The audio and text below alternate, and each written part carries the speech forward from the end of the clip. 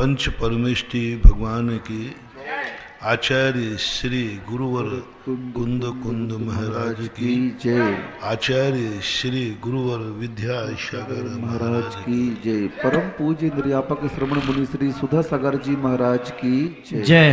मुनीश पूज्य मुनि श्री महासागर जी महाराज की जय। आचार्य संघ की जय।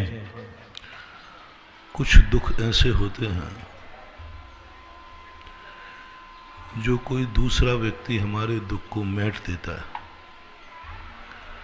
कुछ दुख ऐसे होते हैं जो बड़ों की कृपा से दूर हो जाते हैं। कुछ दुख ऐसे होते हैं जो भक्ति से दूर हो जाते हैं, तपस्या और साधना से दूर हो जाते हैं। ये कौन से दुख हैं जो हम वर्तमान में दुखी होते हैं? 3 दुखों की चर्चा अपन ने की थी। एक दुख वह जो हम अतीत में भोग चुके हैं, बहुत भारी दुख भोगे, उनकी तो याद करते ही रूह कांपती है, लेकिन उनका कोई उपाय नहीं था। उनका उपाय तो एक ही है, जो हो गया वह हो गया, उसको भूल जाओ। नरक और निगोद की दशाएं जब शास्त्रों में पढ़ते हैं और पंच परावर्तन देखते हैं तो अपने अतीत पर तरस आता है। एक एक चीज में जिन जिन चीजों को हम पसंद नहीं कर रहे, वो सब अपन होके आए, अपना अतीत है। जब भी किसी व्यक्ति से हमें घृणा हो, जब भी हमें किसी पर्याय से घृणा हो, तो एक सबसे बड़ा साधन है, अतीत की कहानी क्यों कहते हैं आचार्य? छड़ालाकार ने सबसे पहले हमारा अतीत बताया। सारे आचार्य हमारा अतीत बताते। अतीत की हमें यादें क्यों दिलाते? क्योंकि अतीत तो कभी अच्छा हो ही नहीं सकता। अतीत में तो बहुत सारे इतिहास हमारे आचार्य श्री ने लिखा। इतिहास हमेशा सबका हंसी का पात्र है। इतिहासा यानी इति यानी अतीत, हंसी का पात्र। अतीत सबका काला है। अतीत में सब काले थे, एक भी व्यक्ति नहीं है। उन काले दिनों का, उन बुरे दिनों का, उन गंदे दिनों का आचार्य क्यों स्मरण दिलाते हैं? क्यों याद दिला करके हमारी उन रगों को छेड़ते हैं? क्यों उस घाव को खुरीदते हैं?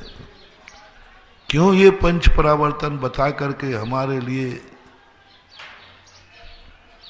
तो मैंने खोजा कि क्या कारण। महान आत्माएं जब भी कुछ कहती हैं तो उसमें कोई रहस्य होता है। तो अतीत इतिहास बताने से हमें 2 शिक्षा मिलती है, 2 गुण प्रकट होते हैं। पहला गुण प्रकट होता है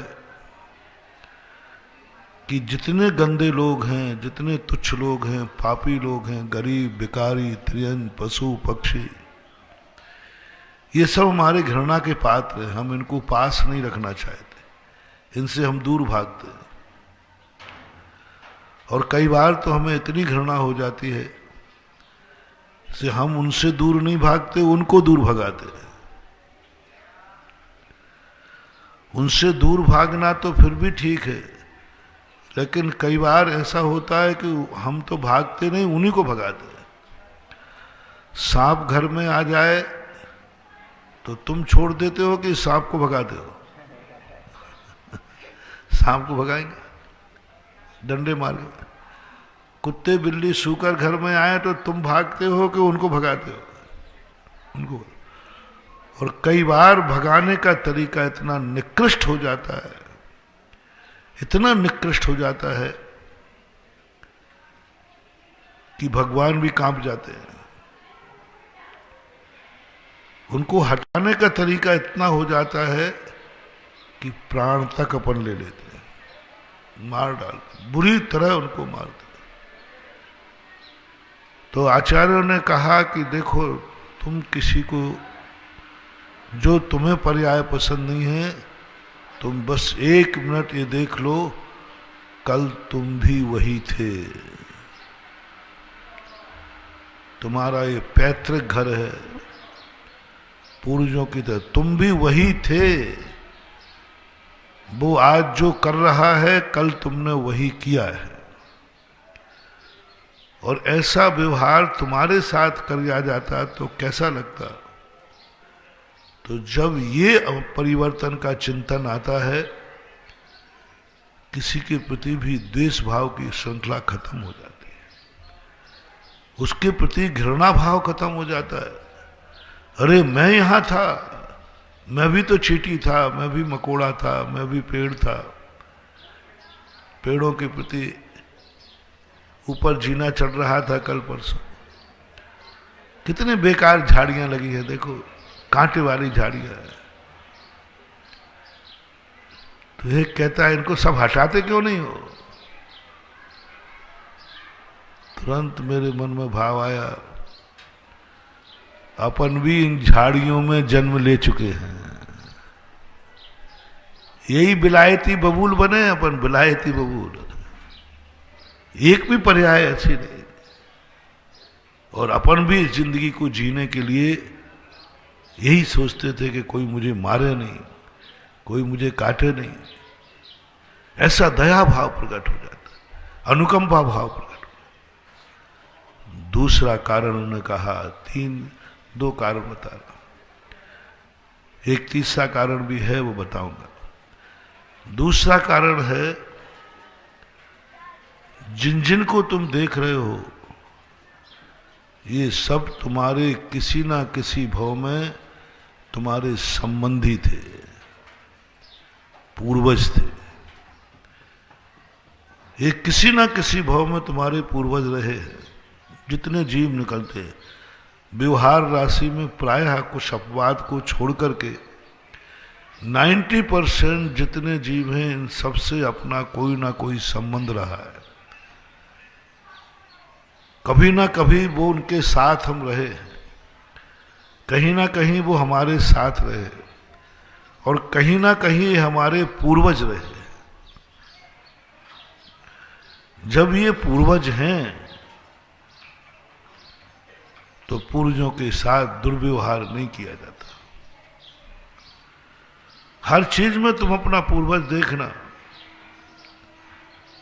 यदि तुमने एक पेड़ काटा, कहीं इसमें हमारे दादाजी मर कर के पेड़ में तो नहीं आ गए?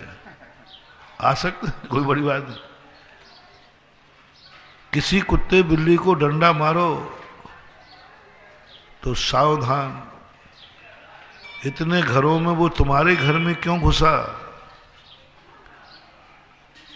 कहीं पूर्वज तो नहीं है? सांप निकल ही नहीं रहा घर में से, सावधान, कहीं ये पूर्वज तो नहीं है? पूर्वज तो नहीं है, क्योंकि पूर्व संस्कार के कारण वो घर में आ रहा है, क्योंकि उसको इसी घर में रहा है, इसी घर में मरा है। और आपने सुना भी है कि सांप हमेशा खजाने में आता है, तो समझ लेना चाहिए कोई दादाजी हैं। हाँ, ऐसा शास्त्रों में खूब उल्लेख मिलते हैं। एक मेढक है, मेढक पर्याय में चला गया, तो वो सेठ जी थे, सेठानी तो विधवा हो गई, मर गई, और सेठ जी मर कर के कुएं में मेढक हुए। जब वो पानी भरने जावे तो बार बार मेढक बाल्टी में आ जावे, तो सेठानी कहती कि ये मेढक मेरा दुश्मन है, बार बार आ रहा है। मेढक से उसको डर लगे और बार बार वो बाल्टी को उल्टी करे, और जैसे ऊपर आवे तो वो उसके ऊपर आ जावे। अब वो डर के भागे। सत्य क्या था? अब वो तो उससे घृणा कर रही है, मार रही है, भय कर रही है, और वो कुछ नहीं था, उसका पूर्व भव का पति था। तो वो तो पत्नी मान के आ रहा है और ये मेढक मान के फेंक रही है। ये तो मेढक है, तुच्छ है, डर लगता है मेढक। तो कभी कभी जो चीज तुम्हारे निकट की तरफ बढ़ रही है उससे एकदम घृणा मत करना, कोई पूर्व भाव का लेन देन है। और मेरा तो मानना है कभी भी किसी के प्रति कोई भी थोड़ा भी अपना मन करता है। कई बार यात्राओं में अपन ने देखा, कोई व्यक्ति बैठा हो तो उससे जल्दी बात करने का भाव होता है, इससे बोलूं, इससे चाय पान कराऊं, नियम से कोई संस्कार बोल रहा। अतीत के संस्कार वर्तमान में कहीं परोक्ष रूप में आते हैं। तुम एक परिवार में इकट्ठे हो, ऐसे ही नहीं जन्म ले लिए, पूर्व जन्म की कहानी है। पूर्व जन्म में कभी तुम लोगों ने ऐसा भावना भाई होगी, काश अगले भव में हम सब एक साथ जन्मे। पूर्व की कहानी। वर्तमान एक भी जीव ऐसा नहीं है जो बिना पूर्व भव के कोई संस्कार के तुम्हारे घर में जन्म जाए। हाँ, 700 कोड़ी वो भी सब एक संग पूर्व भव के थे, सब पूरे साथ, सब कोई ना कोई संबंध है महात्मा। घृणा मत करो, संबंध मत बिगाड़ो,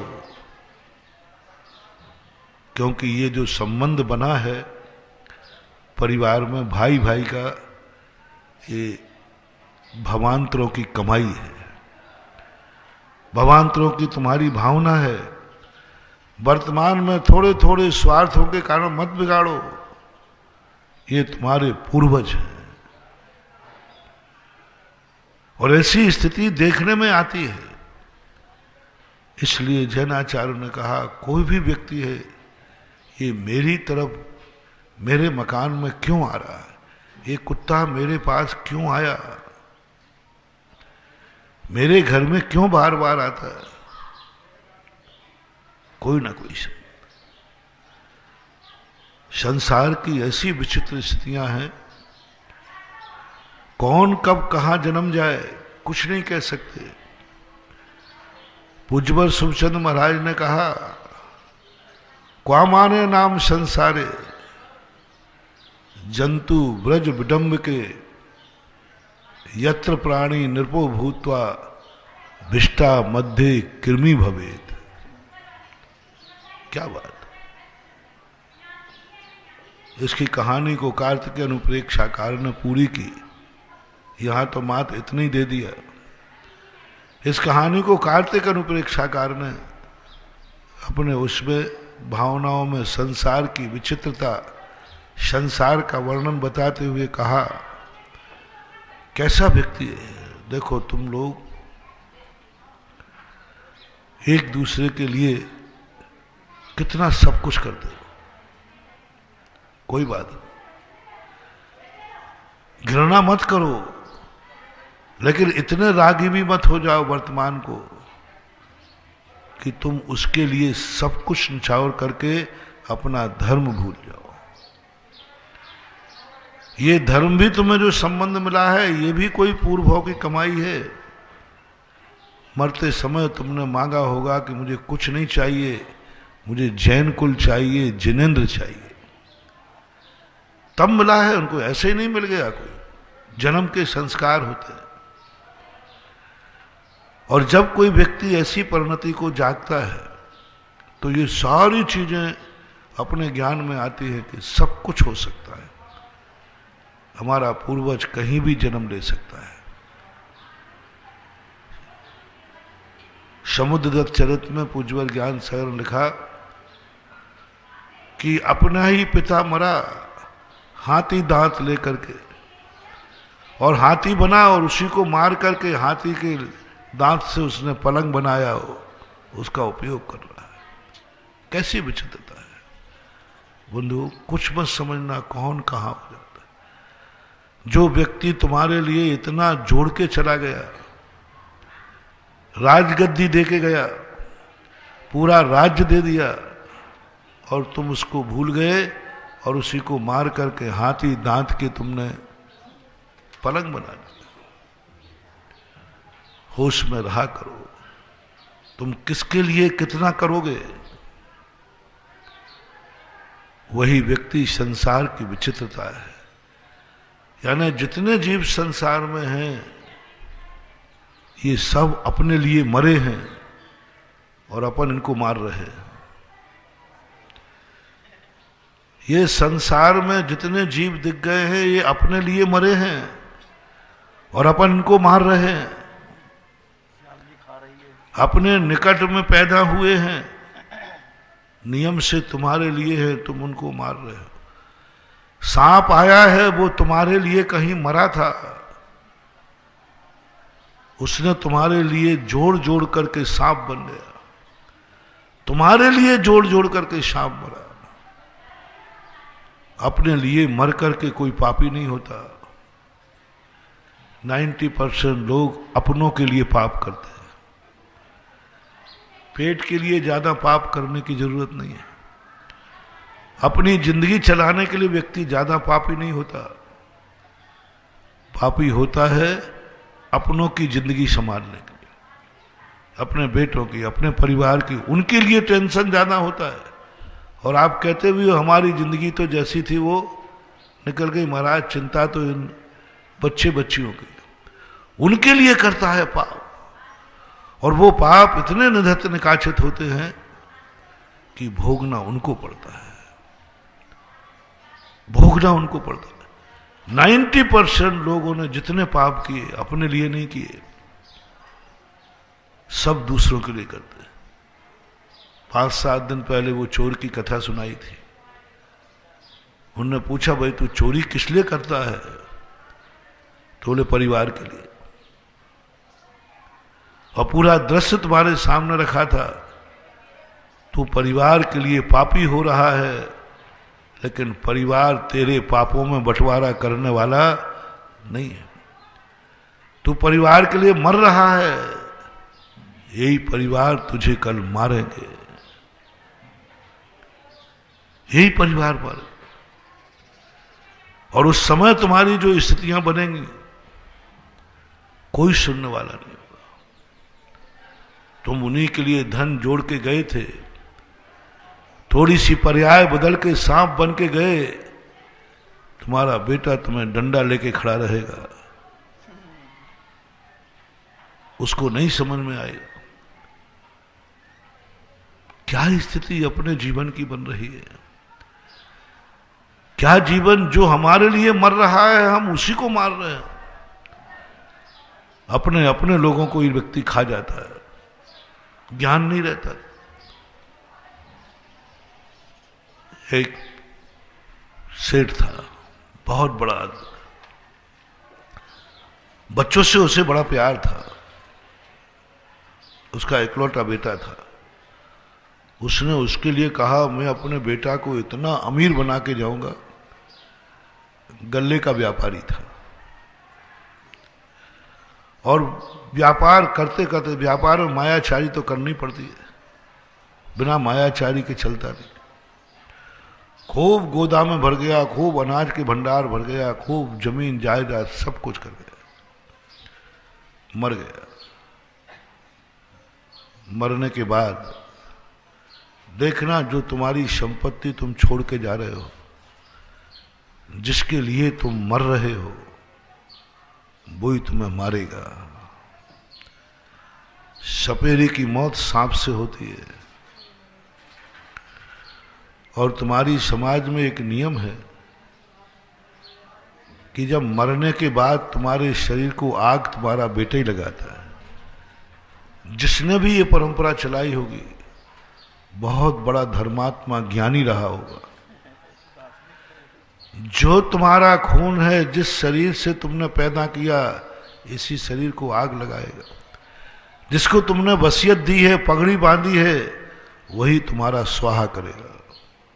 वैराग भाव देखो। अरे आग लगाना है तो किसी दुश्मन से लगवाओ, कोई लगा, लेकिन नहीं, सबसे नियरेस्ट जिसको तुम वसीयत मानते पगड़ी, वो ही आग लगा के भस्म करता है। सारे जगत को दिखाना चाहते हैं कि देखो आज यही अपने बाप की इस काया को मिटा रहा है जिस काया से इसका जन्म हुआ। वैराग्य नहीं हो पाता। वही व्यक्ति जाकर के जीवन को संभाल नहीं पाता कि मेरे जीवन में आखिर ऐसा क्या वस्तु स्वरूप का विचार करो। वो मर करके यथार्थ घटना है, आराधना कथा कोश में पढ़ लेना। वो बकरा हो गया मर करके। बकरा होने के बाद, और देखो बकरा किस लिए हुआ? अपनी जिंदगी चलाने के लिए नहीं, महत परिवार के लिए जोड़ जोड़ करके मर रहा है, अपनों के लिए कर रहा है। इतना पापी हो गया, कुछ मायाचारी से मरा, अपनों को ही खा गया। जिस सेठानी ने अपने बेटे के लिए इतने पाप किए थे, सुकौशल महाराज का इतना मोह था, उसका इतना मोह था। बहुत बड़ी धर्मात्मा थी, बेटे के खातिर उसने धर्म छोड़ दिया। बेटे के खातिर मुनि राजों का मुख देखना छोड़ दिया,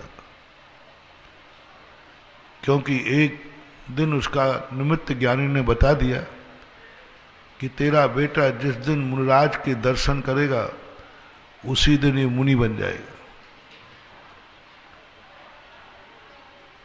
उसने कहा, क्योंकि उसकी संतान नहीं थी, तो पहली बार तो जब उसने देखा कि मेरे संतान क्यों नहीं है, महाराज ने कहा देख तू संतान मत चाहे, जिस दिन तेरे यहां बेटा पैदा होगा उसी दिन पति दीक्षा ले लेगा। नारी को पति से भी ज्यादा प्यार बेटे से होता है। अच्छी नारियों की बात करना, पति खो सकती हैं, बेटा नहीं खो सकते। इसलिए पति को पाने के बाद भी नारी सुखी नहीं रहती। पति बहुत अच्छा पति है, धन दौलत सब है, मां दुख किस बात का है? बेटा नहीं है, संतान नहीं। संतानहीनता का दुख लोग महसूस करते हैं, अज्ञानी लोग व्यवहार, ज्ञानी महसूस नहीं करता। ज्ञानी तो कहता है कि अच्छा हुआ, जितना कम प्रपंच हुआ अच्छा है। एक अज्ञानी वो होता है जो कहता अच्छा हुआ, मुझे शादी ही नहीं करना चाहिए थी, लेकिन वो कर ली मैंने अपने जीवन में, लेकिन अच्छा हुआ आगे संतान नहीं हुई। देव सुखी क्यों हैं? देव सुखी क्यों है? क्योंकि उनके छोरा छोरियां नहीं है। देव का सबसे बड़ा सुख ही माना जाता है बच्चों को पैदा नहीं करना, उनकी देखभाल नहीं करना, उनका कुछ नहीं करना, उनका बहुत बड़ा सुख है। क्योंकि वो सोचते हैं कि अपन को क्या अपनी जिंदगी जीना है। देवता इतना ज्यादा पाप नहीं करते कि भाई नरक चले जाए। एक इंद्री तो हो सकते, एक इंद्री तो होते हैं वो अपनी लंपटता के कारण, लेकिन देव के पास, क्योंकि उनको अपनी जिंदगी से ज्यादा कुछ सोचना ही नहीं, विचार ही नहीं करना, अपने जीवन के संबंध में सोचते हैं। मैंने पहले ही कहा कि व्यक्ति को अपने जीवन के संबंध में सोचने में ऐसा कोई पाप नहीं करना पड़ता जिससे उनको नरक गति हो। जैसे अभी महाराज ने कहा था ना, भय आरंभ परिग्रह तुम। ये आरंभ और परिग्रह क्या है? यही नरक का कारण बनता है। और देवताओं के जो मिलता है बस वही है, क्योंकि अंगाड़ी पिछाड़ी कुछ है ही नहीं, वहां कुछ भी नहीं है, ना माँ बाप है ना बेटे हैं, स्वयं जन्मते हैं स्वयं मर जाते, कोई चिंता नहीं होती, इससे वो नरक नहीं जाते। भोग भूमिया जीव भी ऐसे ही होते, पूरी जिंदगी अपनी मस्ती में रहते, किसी से कोई लेना देना नहीं। जब तक बेटा होता है उनको खबर ही नहीं थी, मर जाते। तो जिनके संतानें नहीं होती हैं कायदा से उनको अपने आप में पुण्यात्मा मानना चाहिए, उनको खुशी मनाना चाहिए कि अच्छा है, कम से कम हमारे संसार का अंत है, हमें अपनी जिंदगी की चिंता करना है, हमें अपनी जिंदगी जीना है, बाद की जिंदगी से हमारे लिए कोई चिंता नहीं, शांति से मरूंगा, कोई चिंता नहीं। वो पूरी जिंदगी मनुष्य बन के जी सकता है, पूरी जिंदगी देवता बन के जी सकता है, क्या लेना, कुछ मतलब ही नहीं, कोई टेंशन नहीं। संतान वालों को टेंशन देखो कितने हैं, बेटा बिटिया हो गए, होते ही कितनी मेहनत, कितना सुख, उनकी सेवा करो, पाल करके उनको बड़ा करो, उनकी नौकरी करो, गंदगी साफ करो, सब करो। ले साहब बड़े होने के बाद उन्होंने ऐसा कुकर्म कर गया, छोरी भाग गई किसी के साथ, छोरा भगा लाया किसी को, छोरा, अब तुम तो सही थे, तुम्हारी तो कुलवान से शादी हुई, लो सारी इज्जत जिंदगी की खत्म हो गई, सारी इज्जत खत्म हो गई। शराबी जुआरी निकल गया, तुमने कभी शराब नहीं पी, बेटा जुआरी निकल गया, सारी इज्जत धूल में मिल गई। कितना टेंशन होता है, कितना टेंशन होता है, उपलब्धि कम है। बड़े होने के बाद सेवा करेगा, सेवा नहीं करेगा, कम से कम संतान नहीं तो दुख तो नहीं है कि हमारे पीछे इनकी संतानें होती हैं और बुढ़ापे में वो अलग हो जाते ना, उनको भारी दुख होगा। 10-10 बेटे होकर पानी नहीं मिल रहा है उनको पीने। इसलिए ये मत मानना चाहिए कि मेरे संतान नहीं है तो मैं पापी आत्मा हूं, नहीं, तुम देव पुरुष हो, तुम्हें देवताओं में जन्मना था। जिनके संतान का योग नहीं है उनको देवताओं में जन्म था, थोड़ी सी भूल होकर वो मनुष्य में जन्म गए।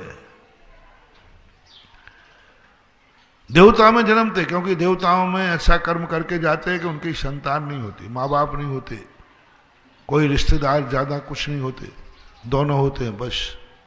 भोग भूमिया सबसे ज्यादा सुखी जीव माने जाते क्योंकि वहां परिवार नहीं होता, रिश्तेदार नहीं होते। देवता सुखी माने जाते, परिवार नहीं होते, रिश्तेदार नहीं होते। तुम्हारा जो भूल से तुम मनुष्यों में जन्म गए, तुम याद करो देवत्व पर्याय को। बहुत सुख है मानवा, बहुत सुख है, बहुत तुम मोह में पड़ गए हो, तुम एक टेंशन ले रहे हो। जिनके छोरियां होती हैं वे भारी पुण्यात्मा जीव होते हैं। हमारे पास लोग रोते हैं, महाराज जी हमारे यहाँ बच्चियां हैं। अरे मैंने कही पता नहीं तुमने कौन से जन्म में पुण्य किए, बड़े पुण्यात्मा जीव होते हो। क्योंकि कितना टेंशन है, बस इतनी टेंशन है कि 24 साल की हुई, 25 साल की हुई, 20 साल की हुई, हाथ पीले किए, देवता बन के मरो, देवता बन के जियो। छोरी थी हाथ पीले कर गए, बढ़िया समाधि करो, बढ़िया बुढ़ापे में अपने आराम से दाल रोटी खाओ, प्रभु के गुण गाओ। छोरा हो जाए तो मकड़ी का जाल बन जाता है। पहले 2 पाए, फिर 4 पाए, फिर 6 पाए, फिर पाए ही पाए हैं। और जैसे संतान हो, बच्चे होते हैं, वो कहते हैं ना कि तुम लोग ओरिजिनल जिंदगी कितने दिन की है। एक बार भगवान के यहाँ जिंदगी ऐसा आता है, जोक था ये, फिर भी सही मान लें। जिंदगी का बंटवारा था उम्र का, तो 4-5 चीजें बनाई भगवान ने। मनुष्य बनाया, कुत्ता बनाया, गधा बनाया, उल्लू बनाया, सबको 40-40 साल की उम्र दी। सबसे पहले गधा आया, बोले साहब, गधे से कहा बनाने वाले ने कि जा तुझे 40 साल का होना। बोले सरकार मेरा काम क्या है? बोले कुछ नहीं करना, कुछ नहीं करना, तो सारी दुनिया का बोझ ढोएगा पीठ पर लाद लाद करके। काम ज्यादा करेगा, खोटा खाएगा, चोखा करेगा। बोले सरकार कमर टूट जाएगी 40 साल तक ढोते ढोते, थोड़ा सा कम कर दीजिए। बनाने वाले ने सोचा कि बात सही कह रहा बेचारा, उसकी 20 साल कम कर दी, 20 साल रिजर्व में रख दी। अब वो तो उम्र गधे की डल चुकी, तो उसमें गधे का संस्कार था। गधा 20 साल जीता, इससे ज्यादा नहीं जीता। दूसरा कुत्ता आया, बोले साहब मेरी उम्र, बोले 40 साल। बोले भगवान मेरा काम क्या है? बोले रात भर भौंकना, दिन भर पूंछ लाना, दूसरों के टुकड़ों पर पड़ना। बोले सरकार 40 साल तक भौंक भौंक करके पूंछ ला के थक जाऊंगा, कुछ तो कम करो, आधी कर दो कम से कम। उसकी आधी कर दी, 20 से 20 40। इसके बाद आया उल्लू, उल्लू को 40 साल की उम्र दे दी।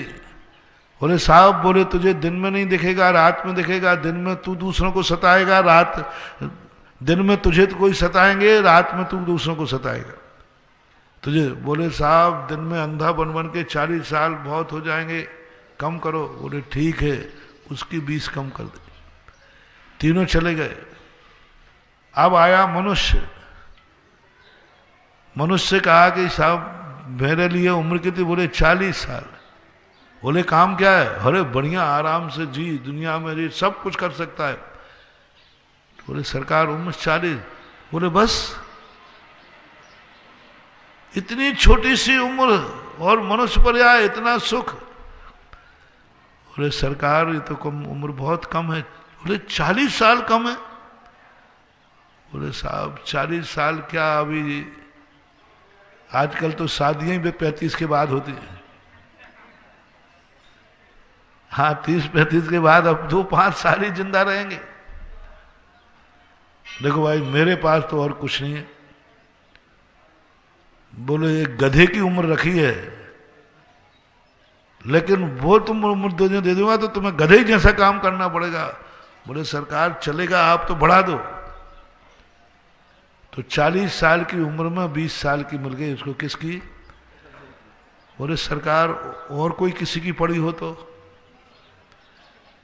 हमें सब चल जाएगा, जो आपके पास है सब चलेगा। उन्होंने कहा देखो अब कुत्ते की पड़ी है। बोले साहब चलेगा, कुत्ते की दे दी। बोले सरकार और? उन्होंने कहा देख अब मेरे पास कुछ भी नहीं है, उल्लू की पड़ी है। बोले चलेगा, उल्लू फुल्लू की सबकी। 20 या 60-40 तो ओरिजिन की थी, हो गई पूरी। और आप देख लो आपकी दशा यही है। ओरिजिनल मस्ती की जिंदगी 40 साल की है। स्वयं का सुख खत्म, अब तो परिवार अच्छी बड़ी हो गई, बच्चा बड़ा हो गया, पढ़ाना लिखाना, उसको नौकरी कराना, व्यापार दिलाना, कुछ नहीं। जिनकी संतानें हैं वो अपने 40 साल की उम्र का 24 घंटे का टेंशन बताएं, किसका टेंशन है? 40 साल के बाद किसी व्यक्ति से पूछना कि क्या चाहते हो। मैंने पूछा, मैं करता रहता हूं बैठा बैठा ये सब, जितना मैं साथ में पढ़ता हूं मैं तो प्रैक्टिकल करता हूं। मैंने 40 साल के बाद जब भी जो व्यक्ति आया, वे कभी अपने लिए आशीर्वाद नहीं मांगते, बच्चों का आशीर्वाद मांगते। सब कुछ बच्चों के लिए करते हैं, अपने लिए तो खबर ही नहीं है, कुछ नहीं। मैंने एक लोगों से पूछ लिया, मैंने क्या चाहते हो, क्या चाहते? बोले महाराज जी कुछ नहीं, बस बच्चे की नौकरी लग जाए, बच्चा अच्छी तरह पढ़ाई पास हो जाए। अरे भाई गुरु तुझे आशीर्वाद दे रहा, अपने लिए कुछ मांग ले।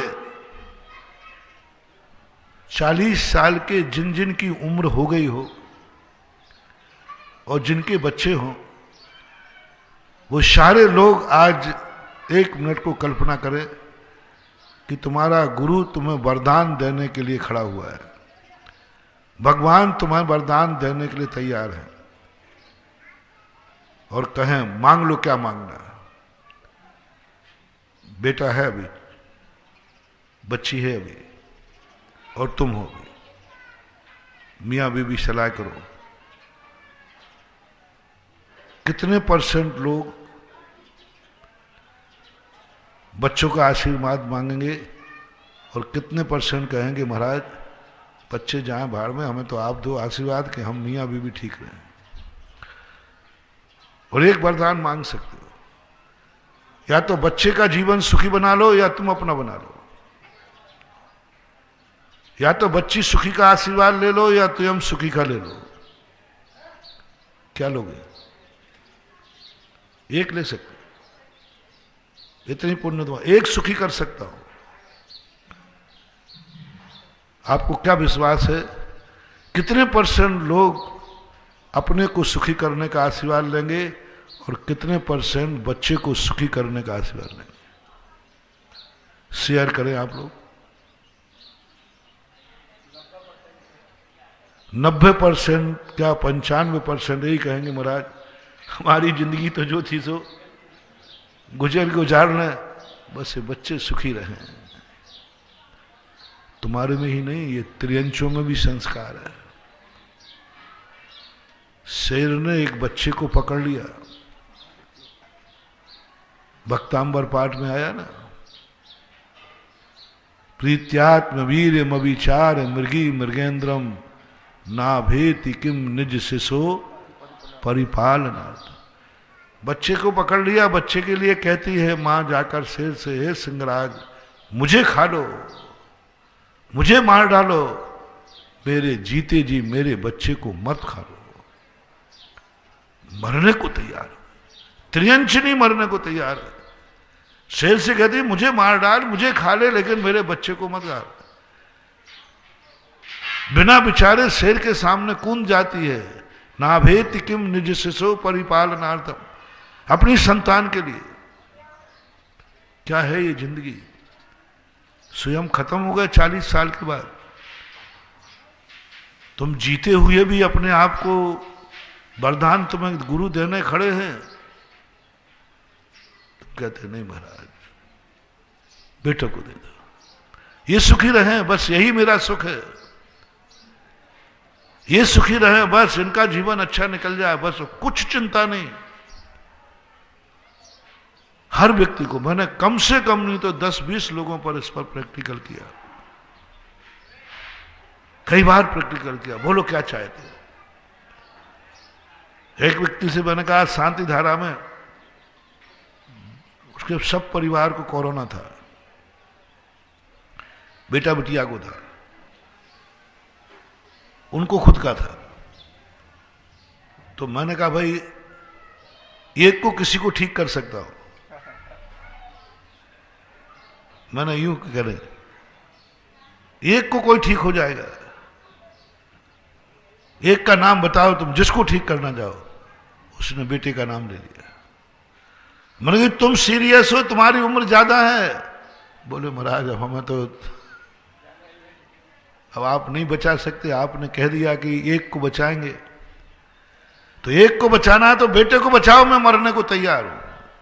ये हमारी भारतीय संस्कृति है, ऐसा होता है। 40 साल के बाद व्यक्ति अपनी जिंदगी जीते ही नहीं, गधा बन जाता है। क्योंकि उम्र किसकी चालू हो गई? गधे की। और 40 साल के बाद गधा अपने लिए कुछ नहीं करता, खोटा खाता है, छोटे तिनके तिनके बीन के खा लेता है, लेकिन वजन ढोता है, पूरा वजन ढोता है। आपके लिए देख लीजिए 40 साल के बाद बच्चा अलग मांग कर रहा है, पत्नी की अलग मांग है, बेटी की अलग मांग है, सारे टेंशन ही टेंशन।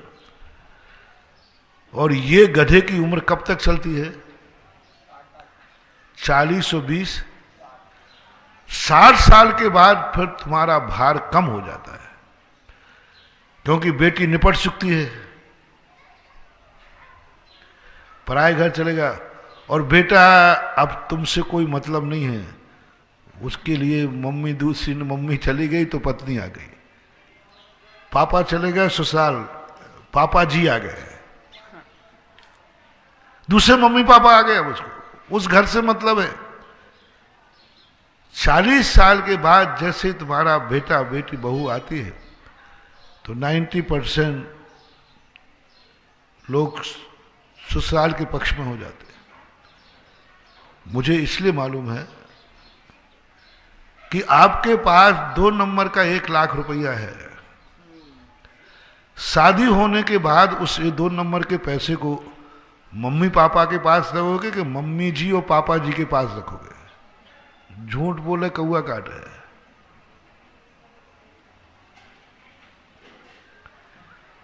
ससुराल स्विट्जर बैंक का खाता है, विदेशी खाता है,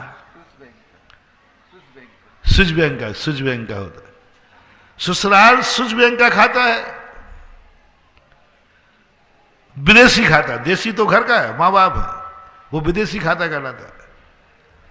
वहां रखने का तुम प्रयास करोगे, इससे सिद्ध हो गया कि अब उसको तुमसे कोई ज्यादा मतलब नहीं है। 60 साल के बाद तुम्हारा सब कुछ, अब तुमसे कोई चीज नहीं मंगाएगा वो ज्यादा। वो कहेगा क्या मंगाऊं बुढ़े से।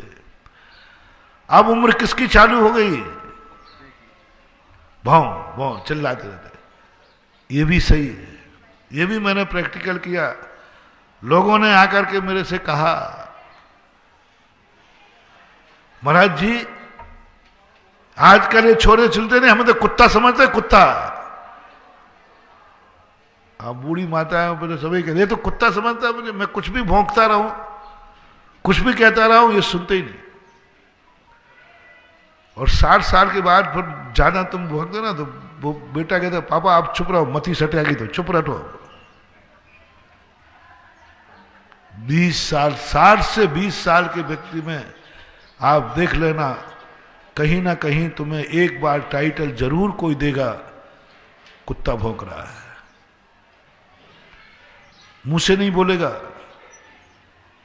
अंदर। जब तुम 60 साल के होने के बाद तुम्हारा बेटा बिटिया बहू तुम कुछ कहो वो नहीं सुने, भले वो कहे या नहीं कहे, समझ लेना तुम्हें क्या समझ लिया है।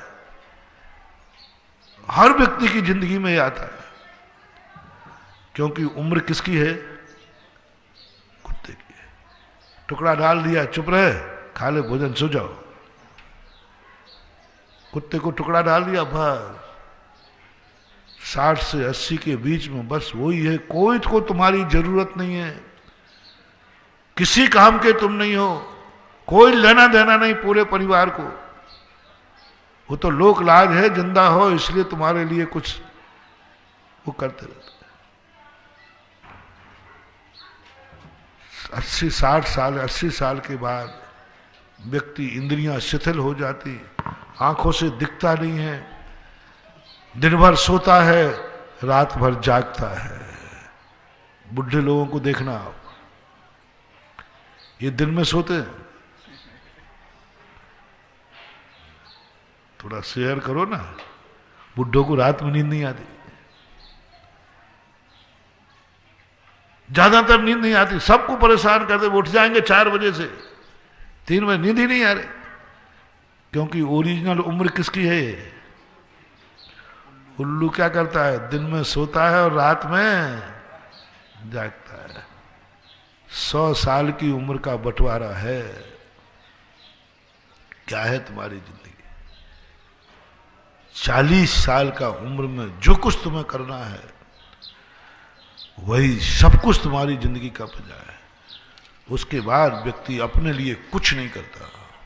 40 साल के बाद आयु के बंद का समय आता है, और आयु बंद सबसे ज्यादा व्यक्ति को इसलिए निकृष्ट आयु का बंद कर लेता है क्योंकि वो अपने लिए टेंशन कर रहा होता तो अच्छी आयु बनती।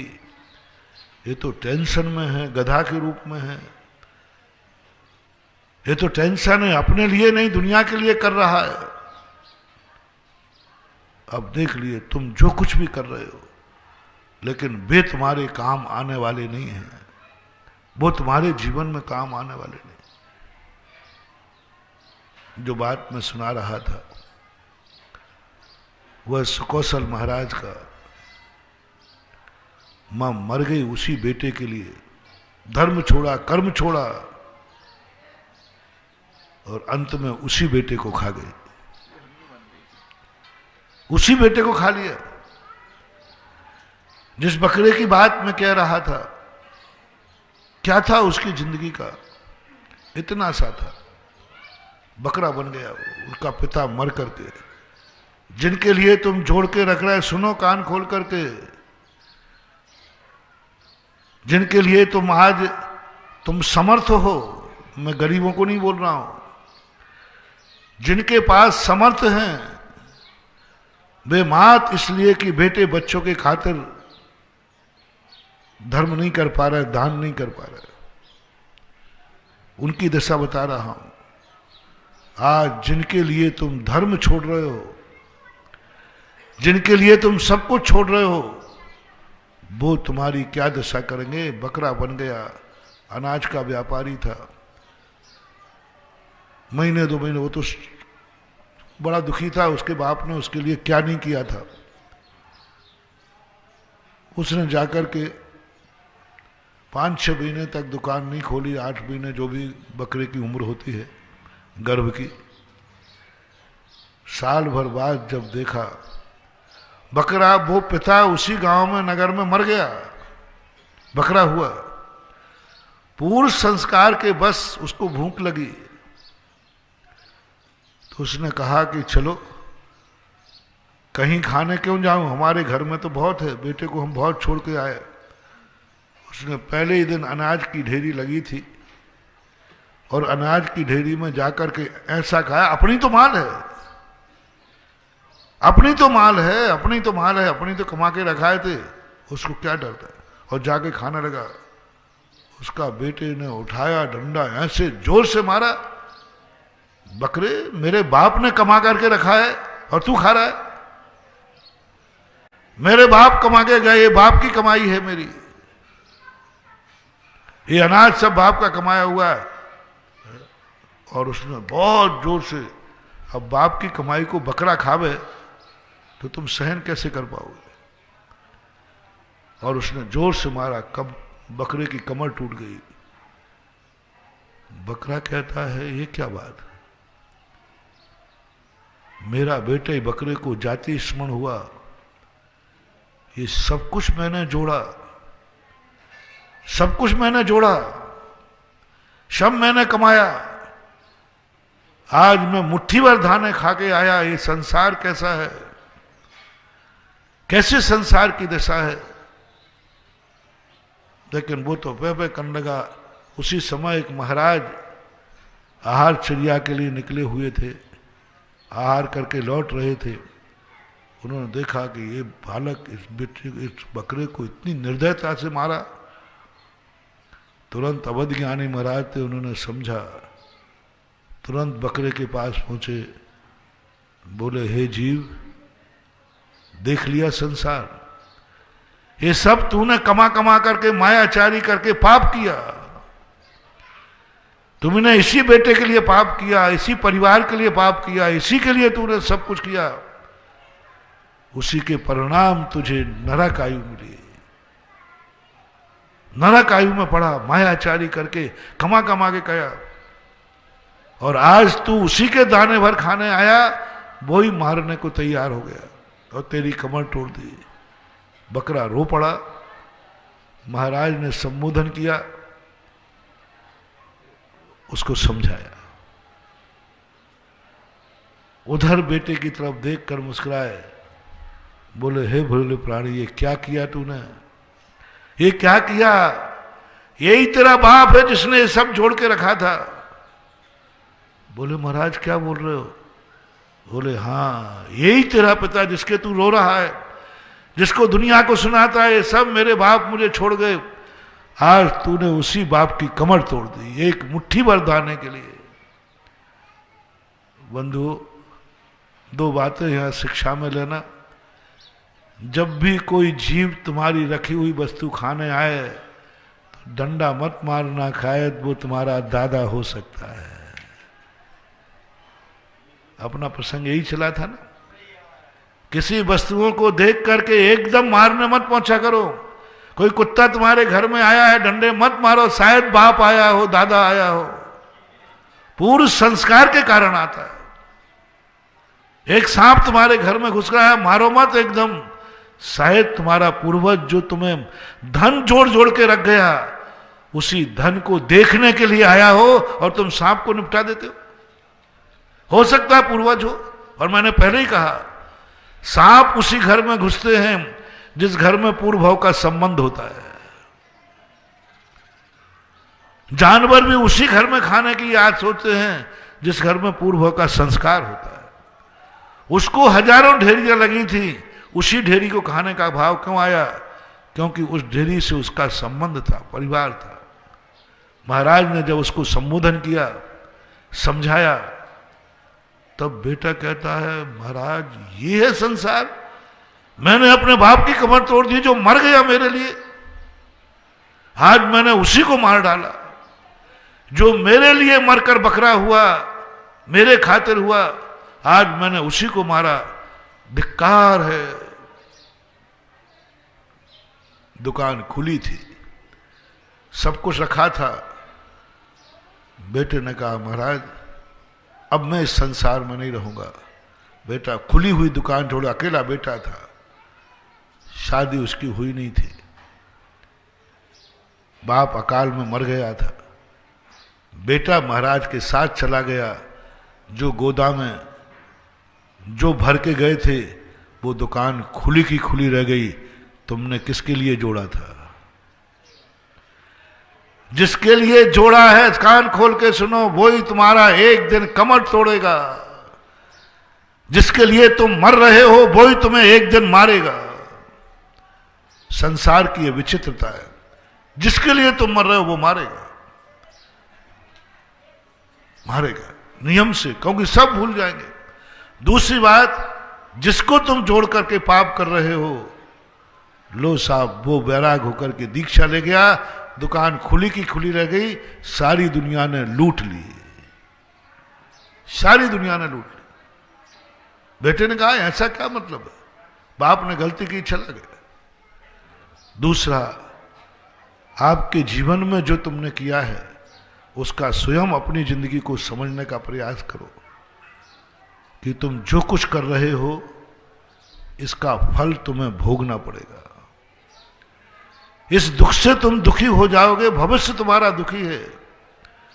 अतीत की बात जो मैंने कही ना, अतीत को तो मैंने तुम्हें दो रूपों में बांट दिया कि अतीत की स्मृति इसलिए लाना जिससे हमें किसी दुनिया के जीवों पर कभी भी क्रोध आए तो ये मानना है कि ये हमारा पूर्वज हो सकता है।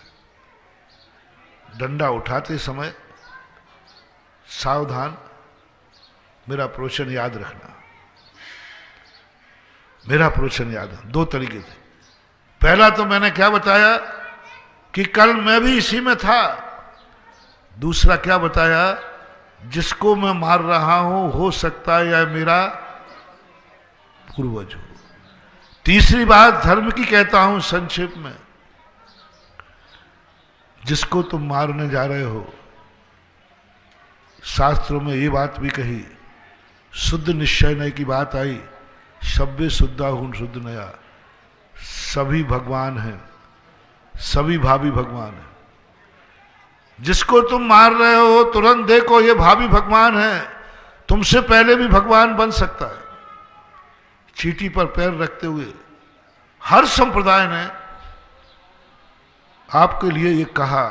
वैष्णव संप्रदाय मानता है कण कण में भगवान है, घट घट में भगवान है। जैन दर्शन मानता है घट घट भगवान है। मन की ये दोनों कल्पनाएं करने की क्या जरूरत थी?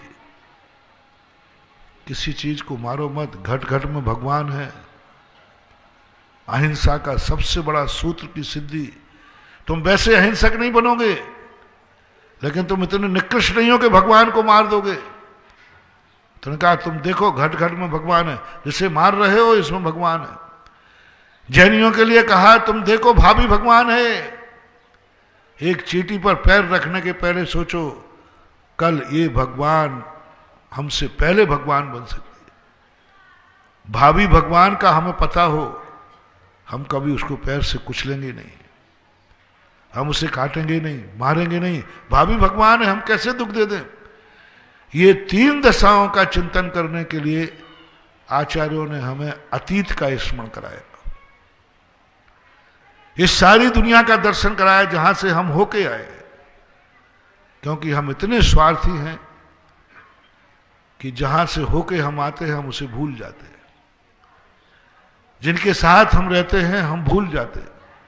मोह का नशा ऐसा है, मोह कर्म में हम भूल गए कि हम कहां से आए।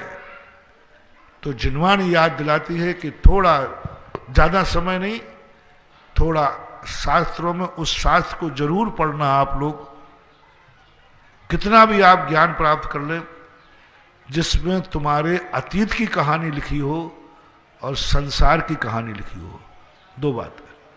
इस संसार की कहानी जरूर पढ़ना, 5 परावर्तन को जरूर पढ़ लेना एक बार,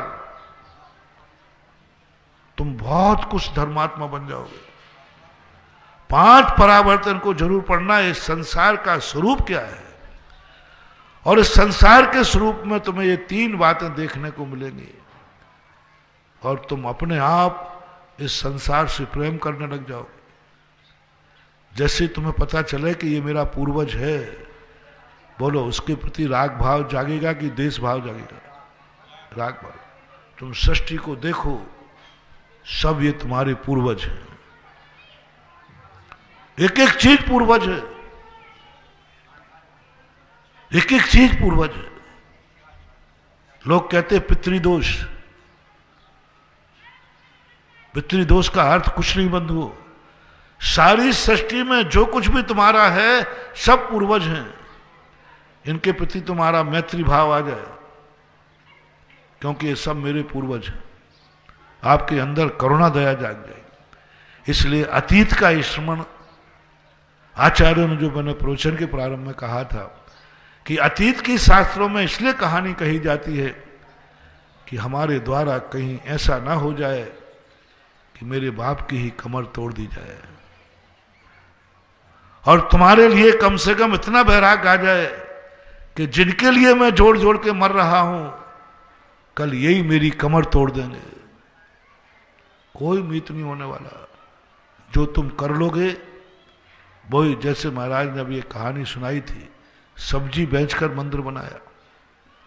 हमारे यहां ऐसे बहुत सारे आते, जो तुमने अपने हाथ से पाप किया है, बस मैं और कुछ ज्यादा नहीं।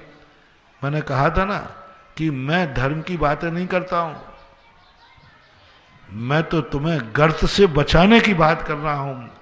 जितनी गंदगी तुमने ला दी है, कम से कम उतना स्नान कर लेना, जितना पाप किया है उतना पुण्य कर लेना, जिससे कम से कम और ऊपर उठो या नहीं उठो, मनुष्य के मनुष्य बने रहोगे। महावीर भगवान